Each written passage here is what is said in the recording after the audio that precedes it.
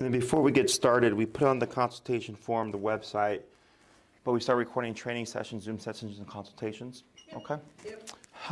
So I read the description, worked with one trainer, and then you worked at PetSmart, and then you have it labeled as human aggression. Seems like kind of leash reactivity towards humans, is at least from what I picked up. Go ahead and fill me in. Okay. So you want me to kind of tell you what's been going on? Yeah, just fill me in. All right. So we've had Bear since 2019, since December of 2019. Mm-hmm. He was about 3-4 years old when we adopted him. Mm-hmm. About 8 months after we got him, he'd been going to work with me every single day. He just reacted to my boss, like he had been sitting back there with my boss, no problems whatsoever. One day my boss came in the door, was kind of in a hurry, and I would think startled Bear, and he went after my boss, growled at him, lunged at him. My boss went shut the door really fast, and ever since then he's been not friendly to my boss. And so he stopped coming to my work, essentially. Mm-hmm. He doesn't like loud noises, yelling. He will go to the other room. Upstairs. Or upstairs, yeah. If we're yelling or fighting or just talking really loud, he does not like that. Mm-hmm. Yeah, you're just talking loud. And I'm hard of hearing, so they do talk louder for me. Sure. He doesn't like flattening boxes, like loud noises like that. He's really disturbed about that. Stepping on a K-cup box, he goes after you. Yeah, he growls and lunges like at someone that'll be bending over to get something. So Out of a like, cabinet or a refrigerator, Yeah. or in the car adjusting the seat. Strange movements. If you're leaning over, it's just that movement. He has aggression towards one specific dog in our neighborhood that lives kind of kitty corner from us. It's a German Shepherd. We don't know why, but we do have invisible fence, and he'll plow through the invisible fence to get this dog. Okay. And it's all the way turned off, the invisible fence. Has he actually broken through as well? Yeah. Okay, so he can get, okay. Yeah, yeah. They said that we could go to the max, like the max one, like a whole different level, but they've only had 4 dogs on it. But he's at the highest one and the regular one and the highest level, and he'll just plow through, and he cries when he goes through it. Yep. Yep. like So- keep attacking the German Shepherd. Yeah. I mean, he hasn't drawn blood or anything on the German Shepherd. He does, by the time we get down there, he, breaks up and comes back, but So, I'm sorry, what happens when he gets to the German Shepherd? they quarrel, like, they, Bark, growl, jump on each other. wrestle. but they never, drawn blood with each other. How many times has this happened? Probably half a dozen. Okay. And in the 2 years that you've had him? Yes, Okay. yeah. And is this kind of like any time he sees the German Shepherd, like it's gonna happen, or is it just kind of certain days he decides like I'm gonna run through the fence? Anytime He's a German he sees- Shepherd, he wants Okay. to go after Yeah. it. Okay. If we distract him, I mean, yeah, if he doesn't see it, then he's fine, but, He smelled him from around the corner when, yeah. like, he didn't even see the German Shepherd the one day. Sure. Like, he was laying on the other side of the garage, and Mhm. he just, I guess, I think smelled he him and smelled just darted. We didn't know what he was running at. Sure. He definitely, I mean, you see, he's 105 pounds, he pulls on the leash all the time. It's really hard to, we do have a strong collar, and he just doesn't work. Yeah, it doesn't work. He does have a food reactivity. It was my mistake at the dog park. I was giving treats, and so he did end up going after 2 dogs at the dog park, and he did draw blood Mm-hmm. right on their lips. Was it like a puncture, or was it like just a clip? It was a little clip. Okay. Yeah, but he did draw blood. Sure. And then he did go after 2 of our cats at home, food reactivity. Well, one was food reactivity, and then the other one was Just walking. just walking He was by eating his bone, and she was just walking right by, and he just jumped on top of her. This was for you? Yeah, Okay. at our house, yeah. And then what happened? Did he just like, was he barking in your face, or was he like, did he jump? Was on top of them. Okay. Growling. almost mauling. Okay. There was no Like a injury, bear. but, then we just grabbed him off and What happened when you grabbed him off? nothing, he stopped. Just stop. Yeah. And he was fine with the one cat, since that time. But now he did it recently to my mom's cat, and he still has some weird, and because it was recent, he looks at the cat and he kind of growls at him. Raises his lips to show his teeth. Mm-hmm. Yeah. Okay. He did recently go after a man. We were at an ice cream parlor sitting outside. This was probably A month ago. a month ago. We were all sitting at a picnic table, and the man was running, Mhm. running behind us. And Yep. he did go after him. Sure. He didn't get him, of course, but he's reacted towards squirrels. It's horrible. If the Horrible. squirrel is walking, he's fine with it. Where I was sitting on the front porch with him, the squirrel just walked by with a duck, and I just watched it. But if that squirrel runs by, it just goes into kill mode. Okay. He whines and barks at any other dog or car, or dog when we're in the car, while we're out on walks. But it's just a playful, he wants to play. He wants to go play. He doesn't Mhm. want to hurt them. He wants to play with them. Mm-hmm. But So we think. it's impossible to hold him back because he wants to get to them so badly. Mm-hmm. And you said this is in the car? In the car? Yeah. Yep, in the Okay. car, or if we're going on a walk. He wants to get to the dog. So he's dog social, because earlier you mentioned you went to the He is dog park. social. He Okay. is. But I'm afraid now to bring him to the dog park because he's. I mean, he's like or when after other dogs, even if you reach in your purse, he's protective. He seems protective of me, almost, to Okay. a certain extent. Okay. Water, I bring a cup of water for him to drink out of, and if anybody gets too close to it, he Growl. growls. Close to the water or close to Yeah. you? Close to the water, Okay. yeah. And I think He's almost, okay with other dogs being by you, but if you're doing something, he wants any part of it, whether it's treats, water, petting them. anything. I almost think he Petting gets, is fine. yeah. We're almost done. Okay. He's reacted towards people definitely with hats. Okay. We've noticed that that's an issue. Okay. And then new clothes, if my husband comes down the stairs in a shirt he's never seen him in, he will growl and want to go after him. Mm. How do you resolve that currently? And then he, that's when he, comes down and then he almost realizes that it's Jason and he'll be fine. Once he realizes who it is, he's okay. Because he's recently done the same thing to her boyfriend. okay. So he saw his Doing it car to me pulling in when the they all had their driveway. masks on at the car. Yeah. in the Oh, street. yeah, right now in the street he did He it was to him. growling and wanting to go after me. Yeah, because he was in the car still, and he came around the back, and he was growling and barking at him. Okay. Like he didn't realize who he was because he had the mask on. So what I saw right now when you came into that foyer there, because I just heard the growl, Yeah. that's a low level Yeah. response. Yeah. Yeah, okay. Yeah, All right. he did, yeah. Let's see. Okay, we talked about that. Oh, yeah, his toys. He is reactive. Where's his toys at? With his bed and his toys, if the cats come by. Or even if he's eating a bone or playing with one of his toys and we go to get it from him, he will growl, he will show his teeth, he won't let us have it. But I yell at him, I'll yell at him. I'm very firm with that, if I go to get something and he growls it, I'll be don't you growl at me. Uh-huh. And then I will take it from him, and he lets me then. Uh-huh. And so he's gotten better with me with that, he doesn't growl at me then, Sure. but he does do it to other, Emma or the cats or whatever.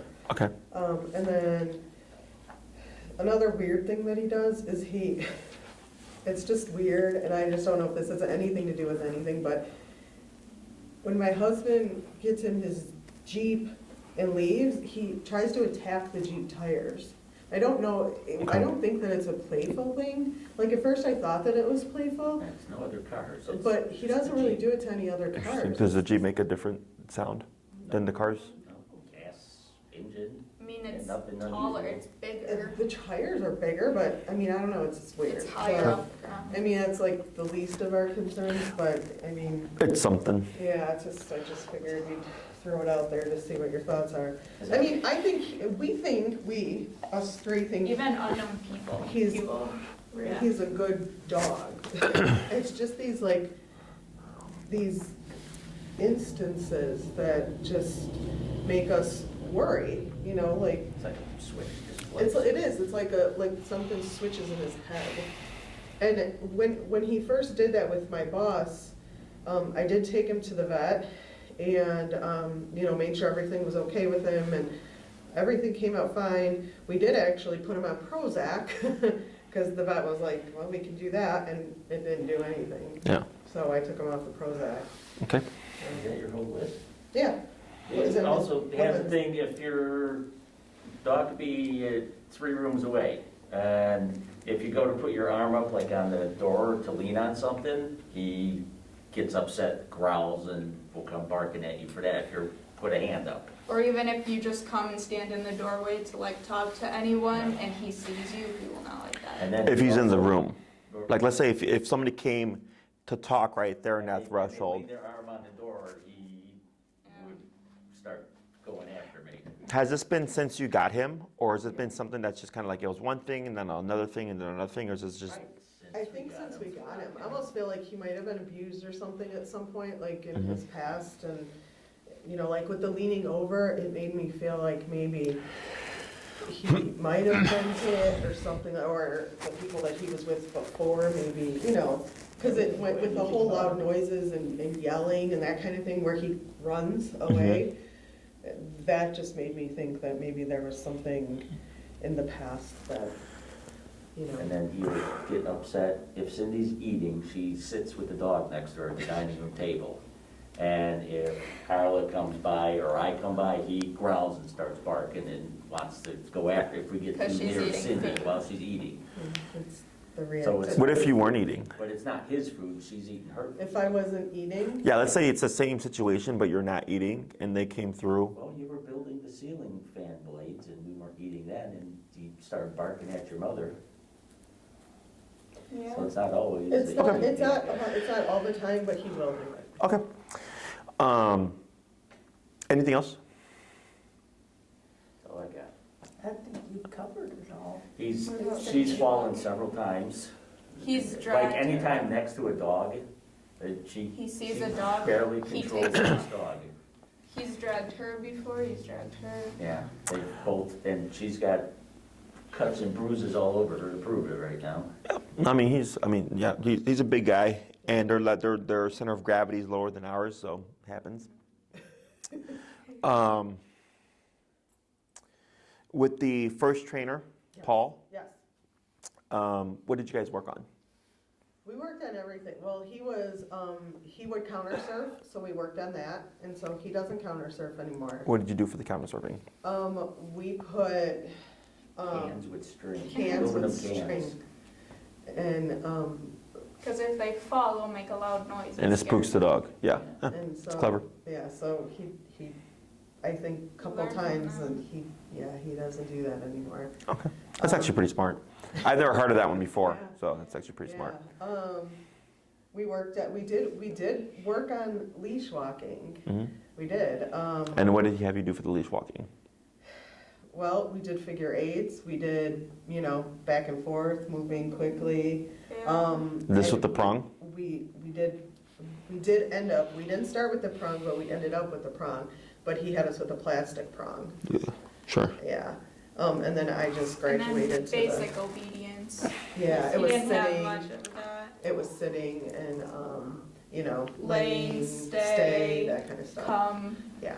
Yeah, if he's not Leave focused it. on going after something, it's good with sitting and laying down or doing a Yeah. trick, Look sit at pretty, me. bang, he falls over, plays Yeah. bang. So he's got some basic tricks, but if he's distracted by a Doesn't matter. person Forgets or a everything. squirrel, then nothing works. It Yeah, just sure. wants to drag you down the street. Okay. So I'm assuming before reaching out, you did research on my methods and the tools I use and everything. Yes. So I use prong, but I mainly use remote collar, Yes. which is a similar technology to your e-fence. Yes. Okay. So for the electronic fence, who set up the collar? Did they come out to you and set it up, or did you fit everything to him? No, they did it. When he wears the electronic fence collar, Yes. does it stay down here, or does if you put it on the side, will it stay put on the side? Yeah, they recommend actually putting it, like, kind of like on the side. Okay, and will it stay It there? will stay, Yeah, it's tight yeah, enough it's to Okay, stay cool. in place. Because that's the most common thing that I see with electronic fence is that they put it too loose, Yeah. and that's why dogs are able to get through. And It is that's snug. actually what had happened the first time that he got out, Mhm. was that we did have the collar too loose. Yeah, and then the unfortunate thing with that is once a dog learns something, so he learned that one time, I can run through the fence and it stops, right? So there's like a gap, there could be a 4-foot gap or whatever, that as long as the dog's in that gap, it's gonna go off, and then as soon as they clear that gap, it's done. So now the dog's like, well, I know that thing will turn off at some point, and they'll just power right through it, Yeah. okay? What I would do is max out that collar, put it on the max setting, put it on the max power, Yeah. pop him on a leash, take him, walk him to the fence. He's gonna get he's gonna get, shocked, Yeah. quote unquote. He's gonna back off, walk away, walk back, okay? And to the point where you're gonna see him do this, okay? He's not gonna wanna walk to that line. So you're forcing him to do that, okay? Because if you, I know nothing's happened yet, doesn't mean anything or nothing can't happen, okay? So the reason why I suggest that is you're doing it in a controlled context, okay? Where I can try to lead him through, he tries to jump through, and I can keep him in there until eventually he's gonna back off and come back into the space. All he needs to do is learn, I cannot make it through there. And then once he understands that, we should not get the gamble anymore. We should not, okay? But he's a 90-pound dog, so I'm gonna explain all this stuff. But you have to set it up. You have to make that happen so that he learns, like, holy crap, this isn't like the medium level high. This is high, right? And kind of force that a few times until eventually he's not gonna wanna go anywhere near that perimeter. So should he see the German Shepherd, he's gonna be like, do I really wanna do this? Does that make sense? Because we tend to do something like that and then wait for the problem to happen and then hope it works. I go, no. Don't even wait for that. Set it up. Make the dog fail. Teach him that it's going to be a shitty time for him to try to do that, so that he learns, like, oh crap, this is something I definitely don't want to do. Okay, so should the instance of the German Shepherd be happening, nothing should happen. Okay, so that's what I would do with that, because you already have the setup, so might as well just get that out the way. Okay. When it comes to a lot of stuff that you mentioned, some of it sounds like nervous dog. Like when you said he was in the back of your work, he was hanging out, and then he had been with your boss, and all of a sudden your boss was like in a rush, is that tends to be a nervous dog response. Like when something suddenly changes, if there's a change in energy, a change in speed, what have you, somebody just enters, like we'll see what happens right now. Yep. So go ahead and bring him in with your prong, and you're gonna pull up on your leash, and then now relax, okay? Up on your leash, up, and now relax. So you see how he kind of didn't break his tension here, like the way he's looking in the ears and everything, how that's all postured. You can relax now. And this is not uncommon, with the prong collar, it's not enough to cut through all that, okay? So that nervous dog, right? I literally just said it and then that happened, where I was like, when there's a sudden change in the environment. So he's hanging out, he's calm or whatever, and all of a sudden Andy walks through, whoa, right? And that bark, that woo, woo, woo, woo, is not a confident bark, okay? That's a insecure, nervous dog bark, okay? So how they bark also tells me a lot about the dog. So everything that you noted, for the most part, seemed like nervous dog triggered. Then the other half of it was a dog who's very heightened in territorial behavior, okay? Because typically it would be the house, and then if anybody entered the house, I would expect the dog to be territorial, right? If anybody outside of the norm, you guys would be the norm. Whoever resides there is the norm. Whoever's been coming there since the beginning is considered the norm typically, okay? So like, let's say I were to adopt Bear, and I was an average, your average dog owner. About 2 weeks to a month in, Anybody within that 2 week to 1 month mark that he's met, I would assume there would be no problem after that point. Okay? After that point, anybody else would probably be a problem because it takes 2 weeks to a month for a dog to acclimate to the environment, okay, to kind of learn what's normal, what's not normal, okay? And what's normal to you may not be normal to your dog. So like, you know, if you have a relative coming out of town, coming to visit, and he's never met that person before, like that's normal to you, but it's not normal to him. Does that make sense? Yeah. So when you talked about like the leaning on the threshold thing, if he's in the space and that happens, how he starts to growl and bark and all that stuff, that's territorial behavior, okay? Because he's in the space and he's then becoming territorial over the space. When you mentioned if you're eating and he's with you, how if somebody comes in, he'll run up to him and growl and all that stuff, and that's why I asked, is there times that's happened where food was not involved? Because it could happen. Even though you're the one eating, if there's food around, the dog will still resource guard the food, okay? So that's why that was an important question, because I was like, all right, and then they said when you're like changing the ceiling fan or something like that, right? He did the same thing. So that tells me territorial dog, okay? But he's also a resource guarder, as you know.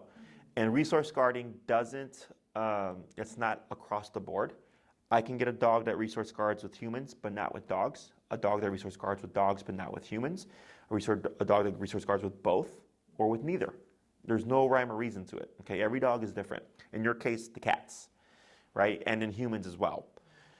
So the good thing about this stuff is it's predictable, okay? I know if I have a resource guarder and he's eating his food, I know if I don't bother him, try to come into his space, try to take his food, we're not gonna have a problem, right? Because until I go towards the food, now I'm a competitor, right? He doesn't know that I'm just walking by or whatever. He's just like, this is my food.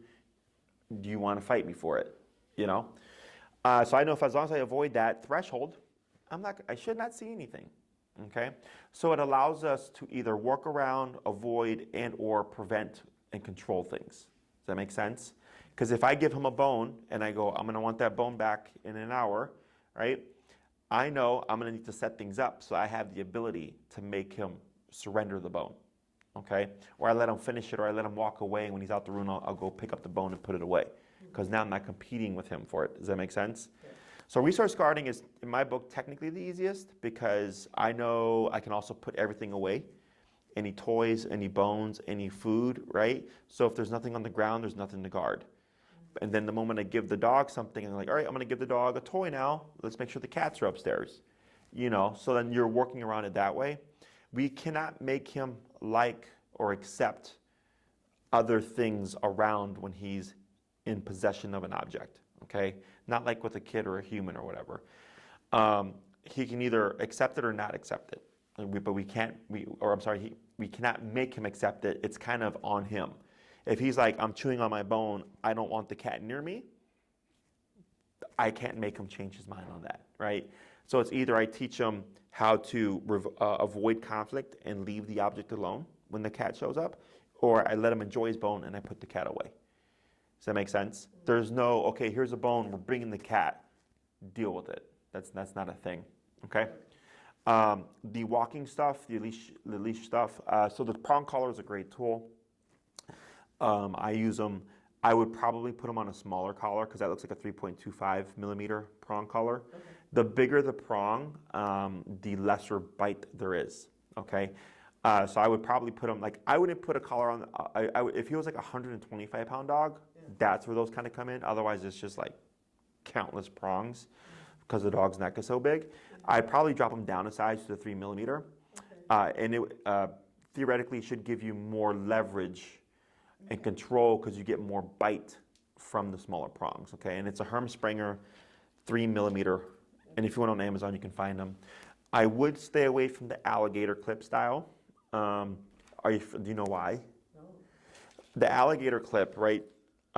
It's easier to put the collar on and off, but prongs are known for coming undone, okay? Even a standard prong can come undone.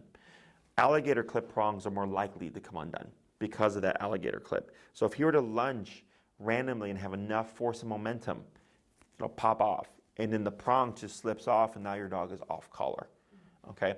So I would choose a standard prong. If you do get an alligator clip style, what we do is we take a carabiner, you feed that chain through it, and you clip your carabiner to the flat collar. Okay, so should the prong come undone, the chain's going to be caught to the carabiner that's caught to the flat collar. Okay, so it's there as a backup. Or you can use like a slip chain, which is the ones that go over the dog's neck. They also call them like choke chains. And you want, when we do this, we usually get a really big slip chain because we don't want it to be here. We want it to be here because it's the fail safe. If the prong comes undone, because the leash is clipped to the prong and the slip chain, the prong comes undone, but now the dog's on the slip. Okay, so he's not going to get anywhere. So it's the fail safe. Regardless if you do a standard prong or an alligator clip type, it's always recommended that there's some kind of fail safe attached to it. Okay, so the reason why I do e-collar is because whether it's an 8-pound dog or a 150-pound dog, in my book it gives us the most control. I have an 8-pound Chihuahua who is e-collar trained. He's completely off-leash trained. I have a 60-pound Pit who's also off-leash trained, all with remote collar. And it allows us to, so like in your case, you have a 90-pound dog, right? Is physically, he has more leverage than us, right? Is the e-collar allows me to compensate for that physical difference, okay? So like I had a lady who was maybe 90, 100 pounds. She was like yay big, you know? She was probably up to my shoulder. 150-pound Great Dane, okay? So that dog was like 1.5 times her size. She lived here in the city. She was in Bucktown, a very dog-populated area. Her dog was dog reactive, okay? So every time he'd see a dog, he would lunge and bark. So he would literally drag her across the street, as you know, right? So for her, she did prong and e-collar because she could turn the corner and there could be a dog right there. So the prong gave her more physical leverage when she needed it to kind of compensate for the size difference, but the e-collar is ultimately what allowed her to shut down the reactivity. Because with the prong collar, did your trainer show you how to correct them using the tool? Mm-hmm. Yeah, like how you pop it? Yeah. Yeah, okay. So like let's say you gave him your harshest pop for the German Shepherd, right? You gave him your harshest 10 pop, and he is not fazed by it, right? I mean, you already know he'll blaze to the fence, right? At least on max normal level, right? Mm-hmm. Because dogs are physical animals. They're meant to bite each other. So their tolerance for discomfort and pain is much greater than ours, okay? So you can give him your harshest correction and he'll just be like, that's nothing. And he'll just continue to be lunging and barking, right? So that's why e-collar comes into play. For my book, all my dogs are on e-collar. Every dog that walks through here is gonna be on the e-collar. Unless it's under 6 months old, it's a puppy. It's just crate training, potty training, and food training. But after 6 months, it's big boy, big girl training, okay? So let's say we're walking with him and he's got the collar, it's the appropriate power collar, everything's working as it should. I can now override him because I don't need physical strength. I have a tool that's gonna contract his muscle to a level that he's gonna want to avoid, okay? So that's what so your electronic fence and remote collar, same technology, the way they're applied is a little bit different, okay? In the sense of the electronic fence, we want the dog to not go out the yard, right? So it's just meant to deter the dog from escaping. It's not meant to really teach the dog anything, okay?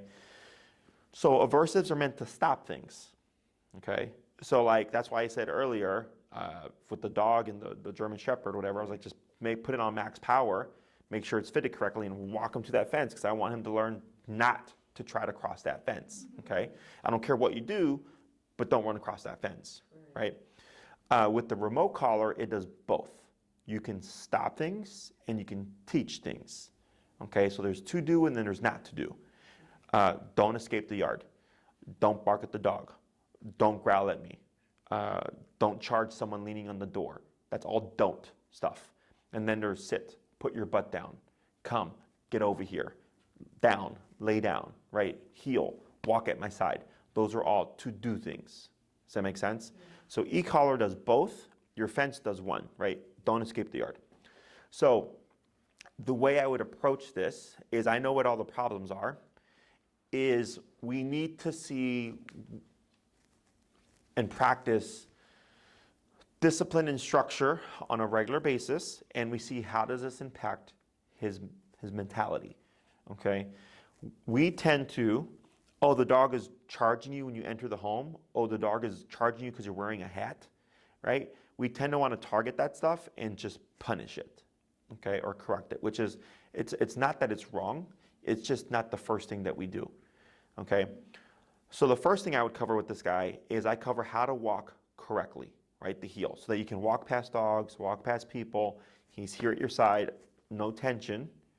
I want him here. I don't care if you're in PetSmart. I don't care if you're Home Depot. I don't care if you're walking around the neighborhood. I don't care if you're walking past a German Shepherd. Here and in a passive state, okay? We get that through discipline. And that's what we want to see is how is it going to impact him mentally, okay? Because right now, he's had discipline, like with your electronic fence. He's had some discipline in the sense of your prong collar, but it's not discipline that he fully respects yet. And that's where you're falling short. You're on the right path, okay? You have good tools and stuff, but they're just not enough for him, okay? So like growing up, like I was raised old school, I was spanked, right? But I have friends who were only scolded. They didn't need to be spanked. They were a softer personality type. Does that make sense? Yeah.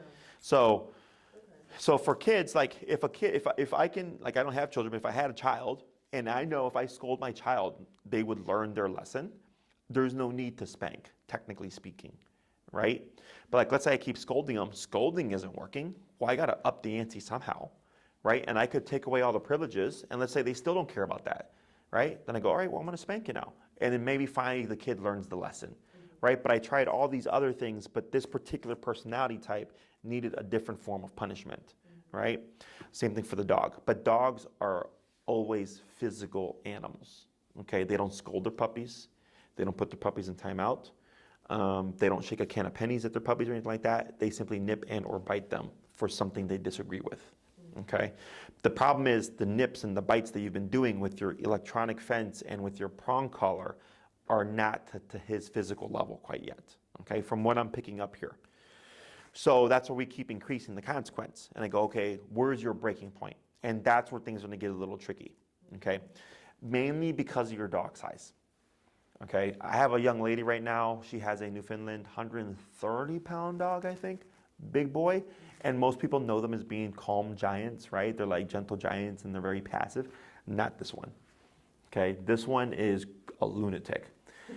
And he's on both a prong and an e-collar, but we've been all the way almost to max power, and he's still kind of just in that state. And I told her, your dog might need 2 collars, okay? So you can have one remote that goes off the 2 collars. I've only had to do this 3 other times in my career. 2 of those dogs were 150-pound dogs, both human aggressive. The other dog was a 50 to 60-pound pitty who's just out of his mind. And then the 4th dog is potentially this one, who's another 130-pound dog, because size, right? So in boxing, we have, was it featherweight, middleweight, and heavyweight, right? So like, imagine a featherweight versus a heavyweight, right? That we would consider that probably an imbalanced fight, right? Because size, that person is able to take on more and they can deliver more power in terms of their punching power, right? Same thing for the dog, right? If your dog's, 100 plus pounds, you're dealing with a heavyweight there.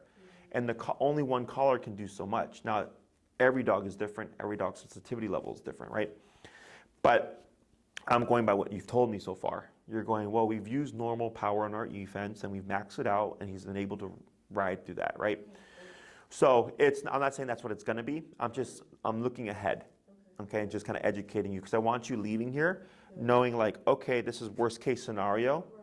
We're willing to go there if needed. And if we don't have to go there, great, lives have been easier, okay? So the first thing we always teach is the heel. Heel resolves a lot of problems, okay? It allows us to apply discipline in a non-confrontational manner. It's walking our dog, I guess, because you guys come from the suburbs, correct? Yes. So in the city, people here are forced to like walk their dog 3 times a day because almost no one has a yard, right?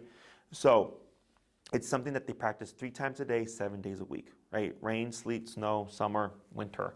They're walking their dogs, they're practicing this discipline, okay? And we see how does it impact the dog. So then, let's say we did the first class, we do all the healing stuff, I go, practice, rinse, and repeat. You come back, and you're like, man, Jesse, like, he's calmer when he's outside now, with the electronic fencing and with the German Shepherd out. We walk him and he's no longer barking in frustration to play with dogs.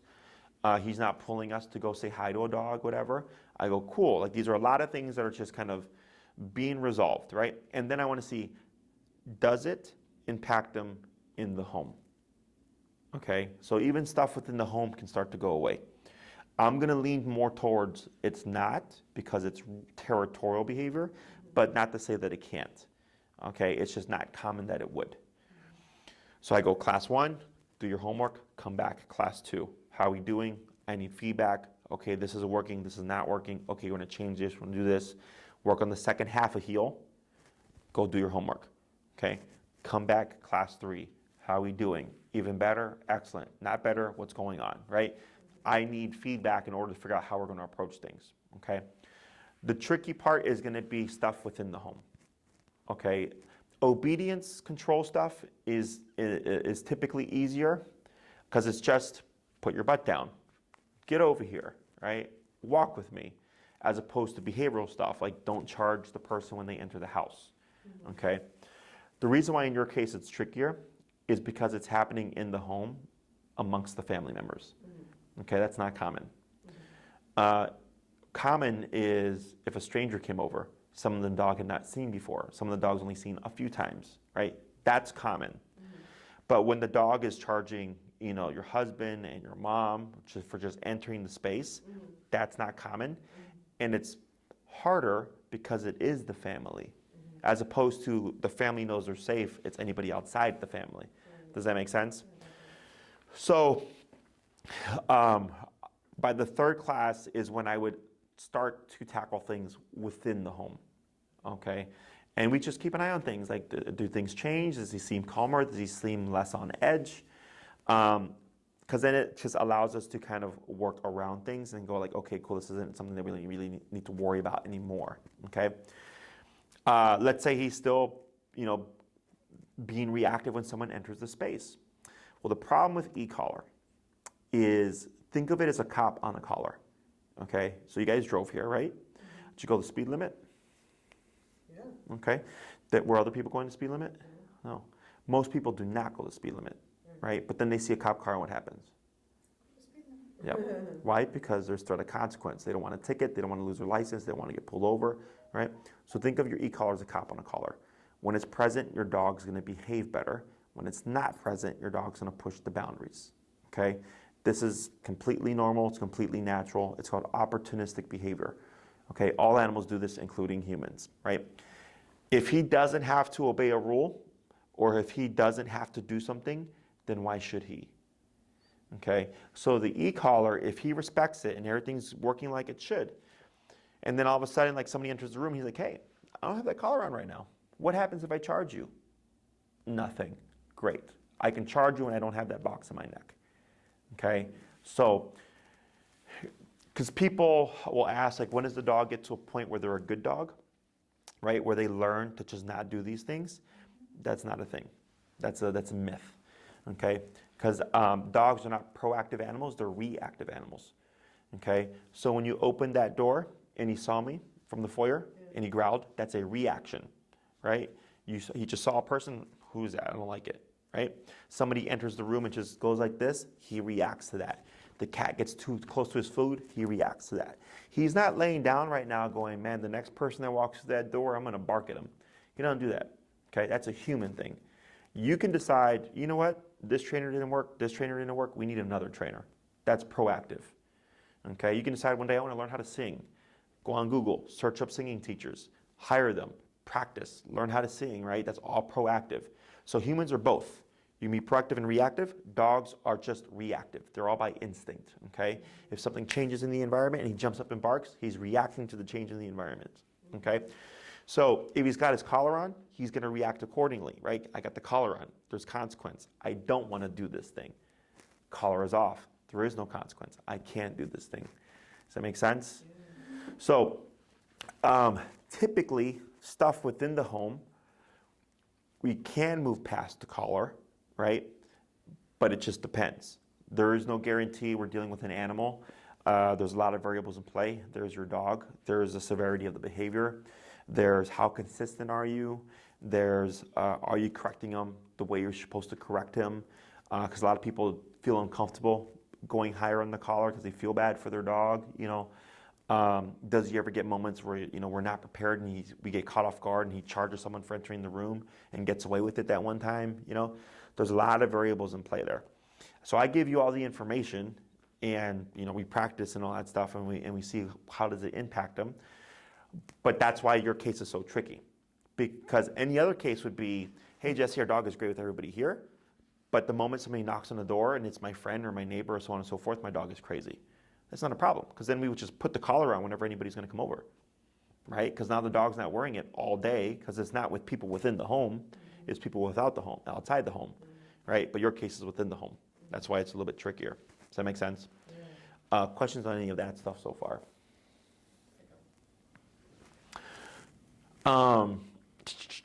So your goals, I'm assuming, would be we want to stop the indoor stuff, right? We don't want them charging people. Right. We don't want them going after the cats. Right. The fence thing, you technically already have the answer. You just need to apply that. There's not going to be any interaction.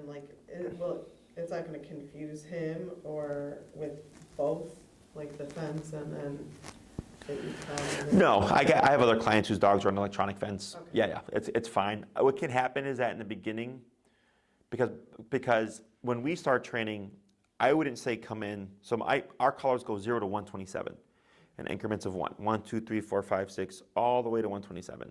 Your fence probably has 5 levels, 10 levels. Yeah, I don't even know what it has. Yeah. We can't control it. I see, they control it. Yeah. So then, typically with fences, there's low, medium, high. And then they'll have 1 to 5, 1 to 10 levels. So then at max, you could have 30 levels. So imagine the max on the fence as their 30 as my 127. Okay, but I have 97 more divisions, so I can really fine tune it. So the only thing that I've seen before is if the dog was on max power, is that the dog is jumpier in the beginning because they're so used to getting hit at max power on the fence that they're a little bit skitty in the beginning. But once they understand the difference, which is when I'm in the yard, it's the fence, and when I'm on a walk, it's the e-collar, they tend to be more passive because now they understand the difference between the two. Okay? Interesting with him that you say that is sometimes he will wander and forget where the line is. Like the other day I let him out, he went out, he peed, and then he just started to walk off in one direction. And they got him, he yelped, but then he stays next to the house.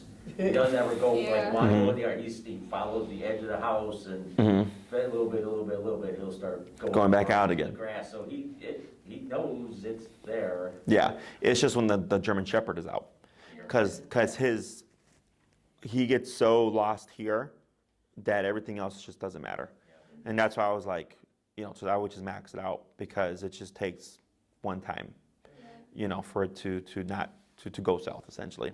Okay, and what you can do to help him, and I typically they do is they'll put those flags down. Yeah.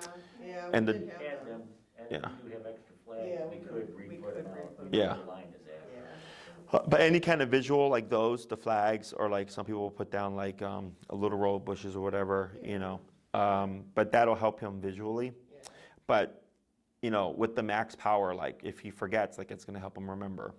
So, Okay. Yeah. so the first thing I would do is heal for the first 2 classes. We see what does this fix, okay?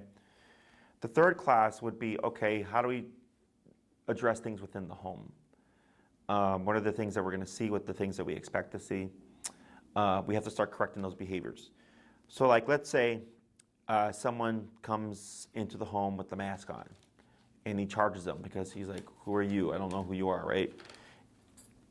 It's stimulus, response, consequence, okay?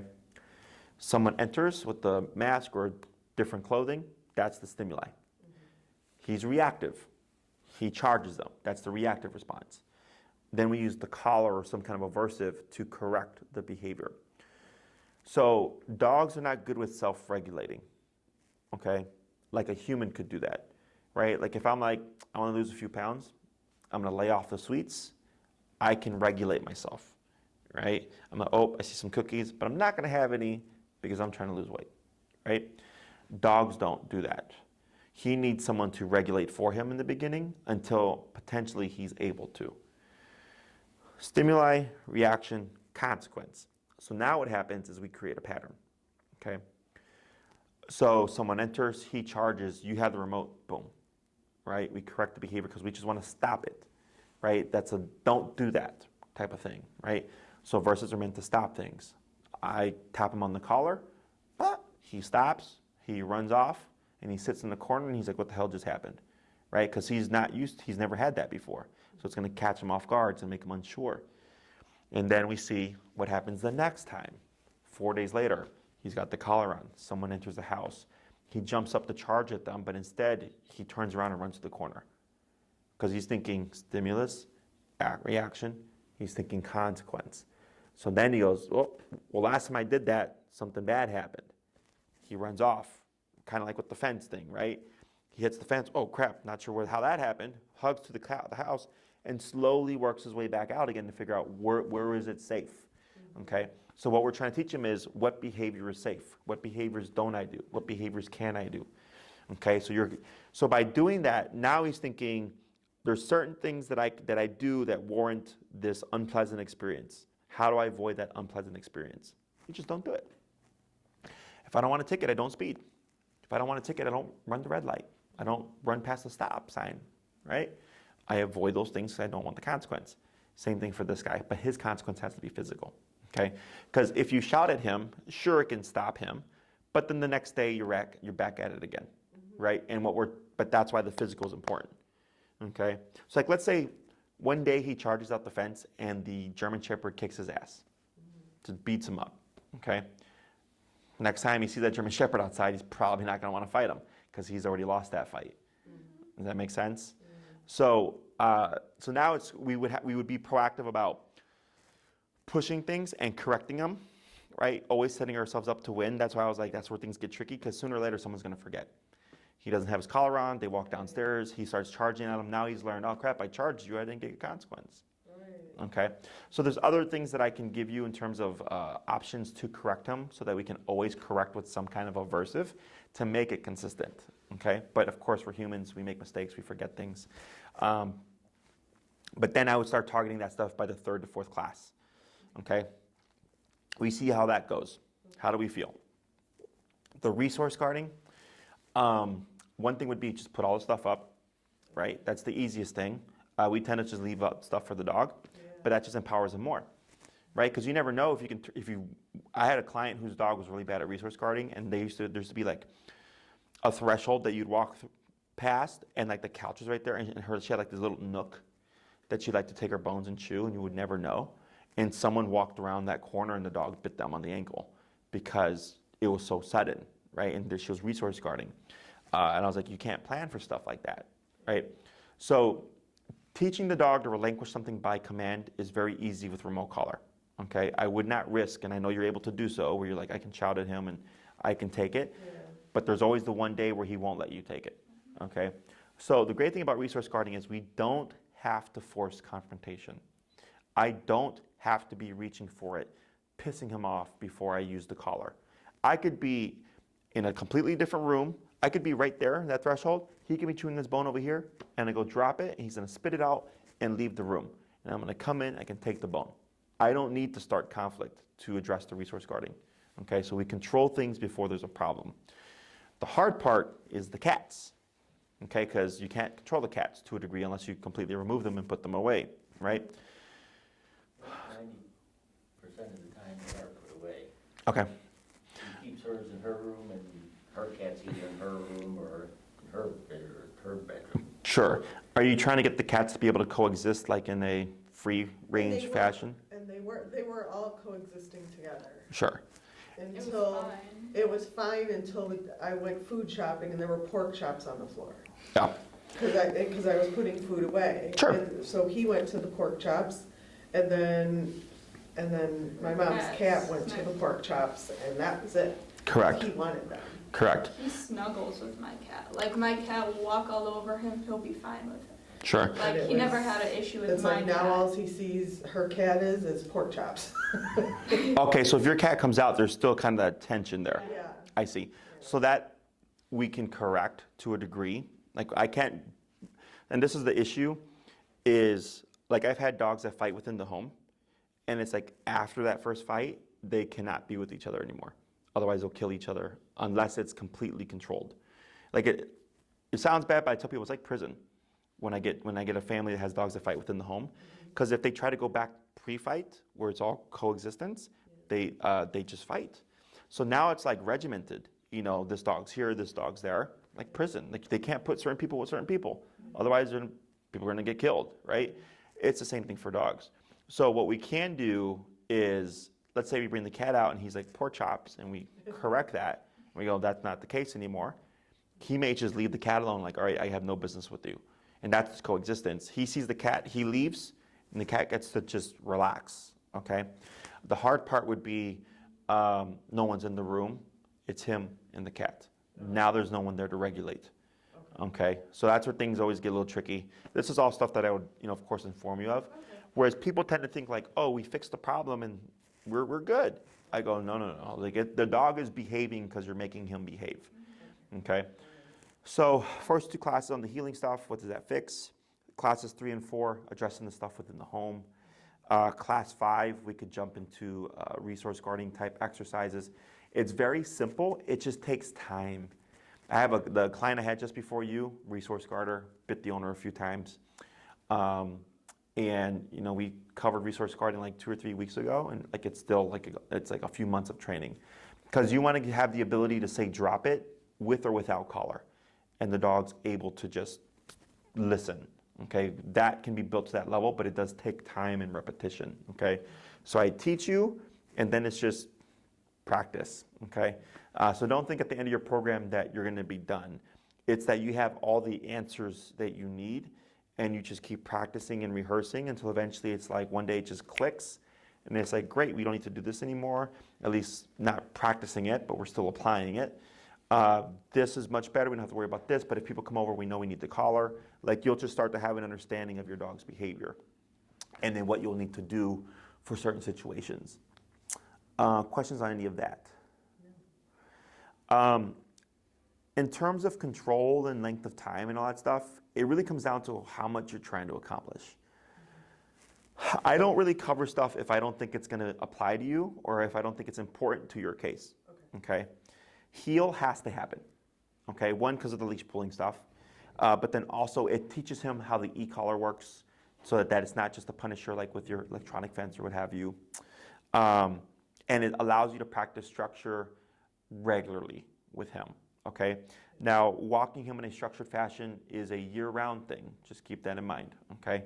We'll definitely want to take advantage of the decent weather before the winter comes. I usually walk them twice a day. Okay. In the morning and at night. Even with the snow and stuff? Yeah. Perfect, Yeah. okay? That's good enough. We just need something. The rain does kind of put a little We go to damper on me, PetSmart but we do go to PetSmart then, and we walk them inside. Yeah, so then you just So- practice your structure there, okay? But it's just you're practicing it every day. So for us, our laws and rules do not disappear. They're ever present, right? And we know this. He doesn't, all right? He's not knowing that him being a resource guarder is not acceptable, right? So if you start the rules and then you get progress, right, people tend to go like, oh, the dog's a good dog now. And then they take away the rules. But now the dog regresses, okay? So keeping that structure just keeps it fresh in his head, like there is consequence and it's always around, okay? So at minimum, I would put you at 6 classes. So I have 3, 6, 9, and 12-week programs. 6 is the bare minimum, 2 on heel, 1 to 2 on the inside behavior, 1 on resource guarding, which puts us at about 4 to 5. So then classes 5 and 6 would be variables. Okay, are we still struggling with the leash walking for whatever reason? Are we struggling with the behavior inside the house? Okay, because that's the core of what you're trying to address here. If you did 9 or 12, that just gives us more room. Okay, I can teach more things, like I can tell him to go lay down and not move for the next 3 to 4 hours, so people can come and go, and he should not have a problem with it. because he's stationary, he's under control. Okay, it's not in the kennel like we use a placemat. So like we have things that we can do to get it so he stops these behaviors. Okay, but then there's also control. So if it's, I know I'm going to have a couple of people over and he doesn't like these people for whatever reason, I can send him to his dog bed. I know he's not going to move for 3 to 4 hours. Okay, so those people can walk around and stuff, and he's under control. Okay, we have recall, which is common called. In my book, every dog should have a good recall. That just allows you more freedom with him. If you take him to the dog park, so you're not having to chase him around and stuff, you have recall. Heel, come, and place command, or what I call the trifecta. Walk with me without pulling, come to me when I call you, and then don't move. Those 3 things will allow you to do a lot of stuff with your dog. Now there's 6 commands: sit, stay, down, come, place, heel. Okay, 6 functional obedience commands that are like the standard. Heel, place, and recall, or come, are the 3 most important ones. The other ones are if the owner needs it. Okay, because sit is don't move, down is also don't move, place is also don't move. But place is easier because place is sit, stand, lay down, just don't get off of the bed. Does that make sense? But if you downed your dog, this is a down, he cannot move. Okay, he cannot sit, he cannot stand. It's much more strict. Okay, so it's very functional. Like we want that, right? But it's just harder and takes more time for the owner to train that as opposed to just teaching the dog to go somewhere and not get off. Okay, so it's easier to apply. So if you did 6, I would really focus on the heel and then the behavioral stuff. Okay, because that's the core of what you're needing. If you did 9 or 12, then I go, okay, that gives us more time to cover recall, don't move, And I keep teaching. So like, let's say you're making great progress. I don't limit you to your program. Okay, if you're doing your homework, you're practicing, everything's going well, he's learning, he's stopping things that we wanted him to stop and all that stuff. I just keep teaching more stuff. I can help you advance your dog to e-collar allows you to have off-leash control. Okay, so the problem with the prong collar is if you take the leash off, you don't have control. If you're using food-based training and something's more rewarding or it's too stressful, food doesn't matter, right? Remote collar, on or off leash, I can have control. If he's in the yard and I see him growling at like the Amazon guy showing up, I can correct him even though I'm 40 feet away, okay? Because that's one thing that the e-fence can't do, right? That, as long as he's got that collar on, I can correct him at the press of a button even at 40 feet. The model that I'd recommend for him is a 1 mile range, so plenty of range for the average family pet. But yeah, 6 at minimum, 9 and 12 allow us more time to cover stuff, okay? Biggest variable being his behavior. So like if I have a client do a 12-class program, they're wanting their dog to be off-leash trained. Sit, stay, down, come, place, heel. All those commands to an off-leash level, okay? So they go hiking with their dog, they go to the dog beach with their dog, they go to picnics, they go to their friend's house, they take the dog everywhere with them, right? So they have full control of their dog, on or off leash, right? Yeah. Let's say you wanted that, but obviously your dog has behavioral problems, right? Well, a big chunk of that program now is being used to target the behavioral problems. So then if 4 classes were spent on behavior, that leaves us 8 classes for obedience, okay? So you may not finish your program with everything else like another person would, but that person's dog doesn't have behavioral issues, okay? And it just comes down to personal preference, okay? Heel, come when called, and place command, those 3 can get you a lot of stuff, okay? So 6 at minimum, 9, 12 if you want more. Yeah. Well, I mean, I think we should go for the 12. Yeah, I think he it needs all we seems can nice. get. Well, I think we just need all we can get with him. And it's like every dog that I grew up that my friends had when I was kids, but they did all train, their fathers did all the time with the training. Sure. But we could go in the woods with these dogs, you call the dog stuck at your leg, if you tell the dog to release, the dog would go play and chase things, whatever the command was, it would come and right at your leg and sit, you walk, it gets up, you stop. Correct. That's the dogs I grew up with my whole life with all my Sure. friends. Yeah, so the only thing She that, got lucky with her first dog, and now this one is just completely Opposite. polar. yeah. So biggest variable would just be how does he receive the collar? Is he sensitive to it? If he's sensitive to it, it makes our lives so much easier. Because the size of him does not matter, technically speaking. If he's sensitive to it, he's sensitive to it, okay? But if his size is, and he's physically tough, then I mentioned earlier, potentially a second collar, okay? But all that's play it by ear, okay? Because if everything's going great, He's learning. He's not pulling you. You're able to walk him in peace. He's not going after the German Shepherd. People can, walk in the house and not have to feel worried about him. Great. We don't need the second collar. Okay. But if it's like, hey, we're on class 4 or 5 and we've really been diligent about correcting stuff and he's just not stopping, second collar. Okay. Let I me. think it's possible that we might not have to have the invisible fence collar. Well, he would still need something. He would. Yeah. So like, I don't recommend that you remove your invisible fence. I mean, you already have it, Yeah. right? It's a great tool. Because with the remote collar, you then have to manage him. So if you're in the yard and you're distracted by something or whatever, and then all of a sudden he sees the German Shepherd and you aren't aware of it, Right. technically, if he's learned he can blow through. Okay. The only thing with the what's that? He didn't see the German Shepherd. He sensed it. Oh, sure. He didn't even see the Yeah. German Shepherd. Yeah. So like, Yeah. we Okay, didn't that have a makes fence. sense. Like, So is this something you could bring the dog back to work someday, or is that days over?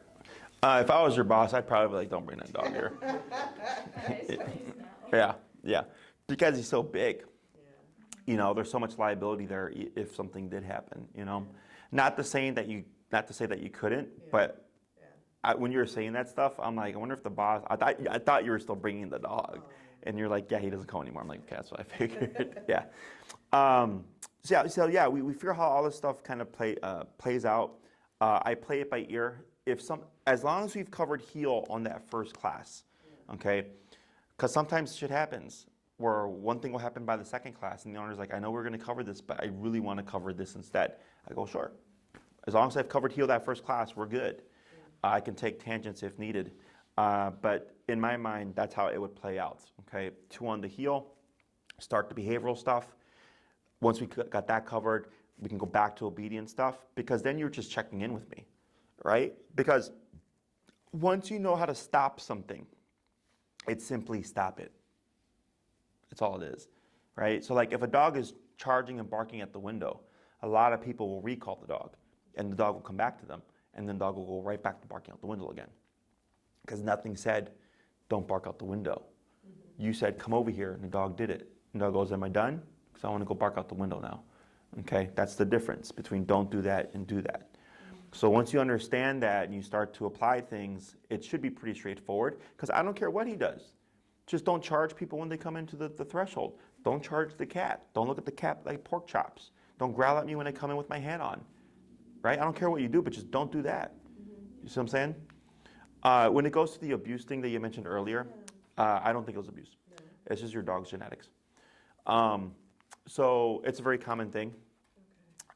So one trainer put it to me as an unstable dog, a stable dog in an unstable environment becomes unstable. Stable dog in a stable environment returns back to stability. Okay, unstable dog, unstable environment, even more instability. Unstable dog, stable environment, still unstable unless they're being proactive or doing or having the tools to straighten the dog out.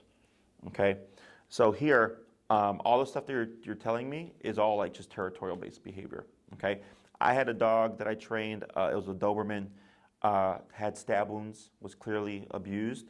Had another dog that I work with that had gunshot wounds, and both dogs were the sweetest dogs ever. Love people, super sweet. Okay, so the fact that they were stabbed and shot had no impact on their temperament. Okay, once they went back to a stable home, they went back to stability. Okay, questions on any of that? So beds all over the house and piles of dog toys in every room is, Put them up, because that just empowers Bear more. Okay, because you can't plan for when he has something and you don't know it and you come too close and there's a potential problem or whatever. Plus, it gives you more value. Okay, because now you control all the resources. Okay, and I'm not big on like I eat first and the dog, like that really doesn't do anything in terms of like the dominance thing. But definitely, so this is why with puppies, people will complain like, my puppy, I have all the toys out. My puppy won't go after them, but they'll chew on my socks. I'm like, yeah, because you move your socks. Your socks are a limited resource, right? Your puppy has a sock, you get mad at your puppy, you take it away, now it's a game, right? That's why, as soon as we put away all the toys and the puppy's bored, I'm like, here's a snake. And the puppy's like, yeah, right? Because it's like, oh, this is limited, right? And when they're done with it, I pick it up and put it away. Whereas we tend to leave it, right? So then the puppy's like, where'd it go? And they're like, okay, and they take a nap, and they wake up and they're like, I want to play. Here's a turtle. And they're playing with the turtle now, you know? So I'm not saying that your dog cannot have these things. I'm just saying you're controlling when he does. So that this way, again, you can plan for things.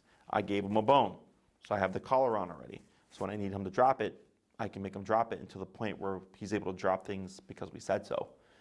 Okay, so you're always just putting yourself a step ahead.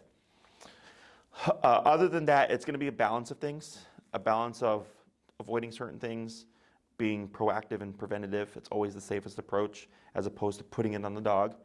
I had a Rottweiler this morning, reactive towards humans and dogs.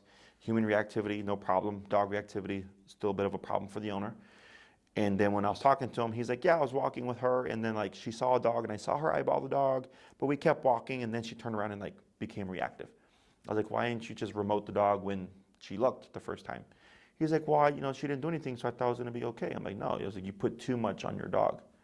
I was like, instead, I would have just been like, don't look at the dog, because we already know where it's going to go, Yeah. you know? But he's I would've hoping. done the exact same thing. That's what everybody does. That's what everybody does. Yeah. Please be a good dog so I don't have to punish you, right? That's kind of like the mentality. Please don't make me do this. But then that's why it's prolonged. That's why it's a problem, because you're putting it on the dog, right? My dogs know if they don't want a consequence, they don't do it. It's that simple. But it has to be consistent. Because remember, if sometimes Bear gets away with it and sometimes he doesn't, he's going to become a gambler, okay? So even if he doesn't do anything wrong, he still gets shocked, essentially. Yes and no, Okay. right? Okay. Because what's going to Give him a happen? chance to- What's going to happen is, let's say he's got a bone, Yeah. and the cat comes by, right? And he's so used to just being remoted for it, he's just going to walk away. He's not going to go into conflict. Does that make sense? Yeah. So we're doing that so that if the off chance of something happening that shouldn't happen, because we would plan ahead, we should not get anything.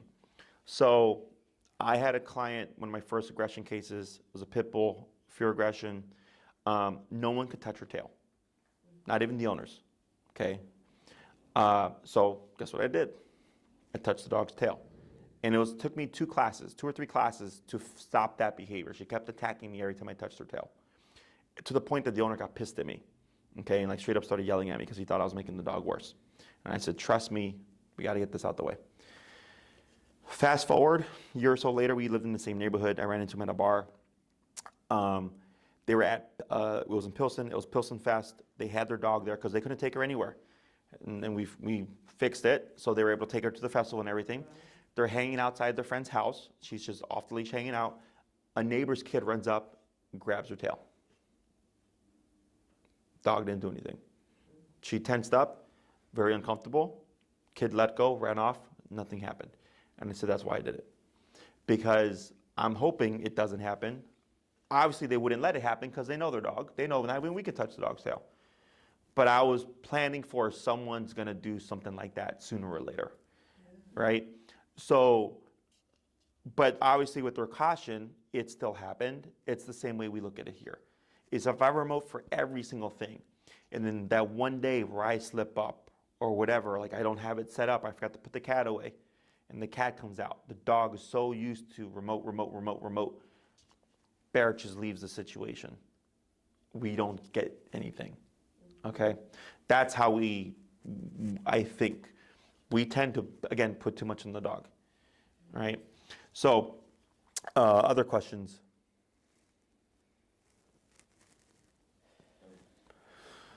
So, Maria would give you all this information. So send you the caller information, everything like that. Okay. If I need to do an in-home, I still do in-homes, it's just more expensive, okay? Even my in-homes in the city is more expensive now. Pre-COVID, I used to travel to everybody, even the people in the suburbs and stuff. That was just like a travel fee. But now, because COVID changed everything, now, because when COVID happened, it was like nobody wanted people coming into the home. So then everybody started coming to me. So now that everybody comes to me, if I leave to go somewhere and come back, that's even more time out my day. So it's more expensive. You guys are coming from the suburbs, so even more expensive. So we can get a lot of stuff done. Typically for my suburb clients, what I do is I say, let's get as much done here as possible. A lot of it is just information and common sense. Okay, as long as you got common sense, you can understand information, we should be making progress. So this way, if I have to come out, it's like for one class or something. Okay, because it happens where people have a hard time transferring things over, into their own home. So that's not a problem. And then, in terms of scheduling and all that stuff, please allow Maria a 5 to 7 day turnaround because since you've submitted your form, others have also submitted their forms. She's currently booking them. Then we have previous consults that are booking their classes as well. So then you're kind of back in line. Once you have your time, you're good. Okay. So we do recurring time. So if you did 12 weeks or 12 classes, It'll be the same. yes, for those 12 classes, no one can take that time from you. We give you what's called priority. So we give you 12 weeks plus one because we understand things happen. If you reschedule, you go out of town for the holidays, what have you, no big deal. Maria just adjusts the calendar because we know ahead of time.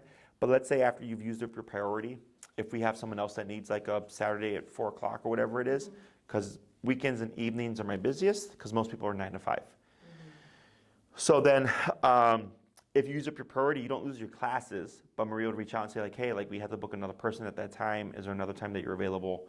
And then she'll put you in my calendar where she can fit you, okay? Anything else? Is your class usually an hour long? Yes, Or- about an hour. Okay. So I have this building is 17,000 square feet. I have 13,000, okay? So in that back area there, I have 5,000 to 6,000 square feet where we can do all the training stuff. I can even meet you at a park if you'd like. Palmer Square is a nice park. It's about 5-8 minutes off the expressway here. So if you want to be training outside to get that outside feel, we can still do that, weather pending. Today I met all my clients here because of the rain or potential rain. I don't know if it even did rain. But yeah, we try to train outside as much as possible. But if we need to train inside, when it's snowing or polar vortex, whatever, I have my space here. There are certain things, let's say, if we're working on resource guarding, we'd want to be in here because there's no distractions. We can just focus on the resource guarding. But yeah, that's an option as well. I typically like to train outside because it just helps the client get that kind of outside feel. But technically, it doesn't matter where we train, inside or outside, because of how we That's good, train. There's distraction. Correct. There'll be other dogs and people and stuff like that. Yep. That's probably, he's good without distraction, but when there's distraction, He forgets everything. Yeah. No, our obedience is meant to be functional. Like he had mentioned earlier, be in the woods, dogs are off leash, you recall your dogs, they would heel at your side. Yes, you can get that level of control. We just have to make sure we have the right tools and the right psychology behind the tools. Okay? Anything else? I don't think so. Cool. So it's a pleasure meeting everyone. You too. Thank you. If you have any questions, you can let us know.